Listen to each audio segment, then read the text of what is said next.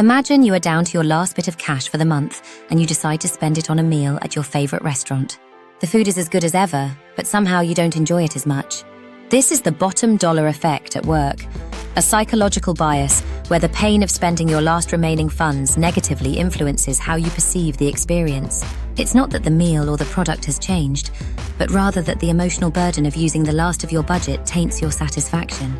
This phenomenon doesn't just apply to personal experiences, it has broader implications. At the individual level, the bottom dollar effect explains why we tend to feel less satisfaction from purchases made when we're low on funds. Money, in theory, should be neutral. Whether you spend your first dollar or your last, the experience should remain unchanged. But in reality, emotions influence how we spend and ultimately how we feel about those purchases. The further along we get into our budget, the more painful spending becomes. When you're nearing the end of your paycheck, the same purchase that would have thrilled you earlier in the month might leave you feeling regretful. This effect stems from the way we mentally categorize money. Psychologists refer to this as mental accounting. We don't see all of our money as one big lump. Instead, we split it into different categories: groceries, entertainment, dining out, and so on.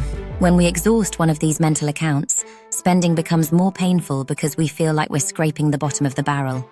This heightened sensitivity to spending is what leads to dissatisfaction, even when the purchase itself remains objectively the same. Think about how this plays out in marketing. Smart companies know about the bottom dollar effect and plan around it. If a business understands that customers feel less positive when they're nearing the end of their budget, it might time its promotions accordingly, pushing big sales or discounts when consumers have just received a paycheck. By aligning their marketing with periods of higher disposable income, companies can ensure that customers associate their products with more positive emotions. Alternatively, companies might offer special incentives near the end of the month when people are feeling stingier with their money.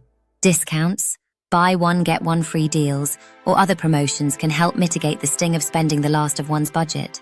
By feeling like they've gotten a good deal, customers are less likely to experience the negative emotional impact of the bottom dollar effect. In this way, companies turn a potential pitfall into an opportunity, ensuring that their customers leave satisfied, even if their wallets are feeling light. However, the bottom dollar effect isn't just about consumer behavior. It's rooted in the human brain's discomfort with spending. Studies show that parting with money is psychologically painful, and that pain increases when we're down to our last few dollars. It's a form of loss aversion. We feel the loss of money more acutely when we have less of it to spare. Therefore, we often associate the pain of spending with the product itself, not the timing of the purchase. This emotional misalignment means we walk away from a shopping trip feeling worse, even though the items we bought haven't changed. Now, what can we do to avoid this trap? First, simply being aware of the bottom dollar effect can help us make smarter purchasing decisions. If you know that spending your last few dollars might leave you feeling unsatisfied, it might make sense to delay non-essential purchases until your budget is replenished. This way, you'll associate your purchases with positive emotions instead of feeling buyer's remorse. It also helps to simplify how you budget. Instead of dividing your funds into multiple mental accounts, groceries, entertainment, utilities, and so on, consider having a more general budget that covers all expenses.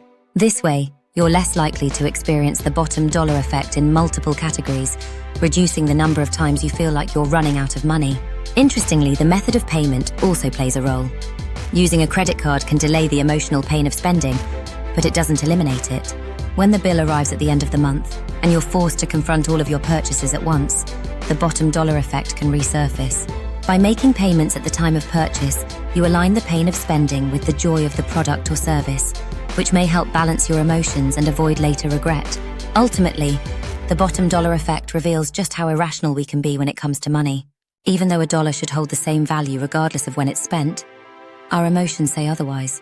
By understanding this psychological bias, we can better manage our finances and avoid falling into the trap of associating the last of our funds with dissatisfaction. Whether it's postponing non-essential purchases or simplifying your budget, small changes can help you maintain a healthier relationship with your money and find more satisfaction in the things you buy. Don't forget to like, share, and subscribe.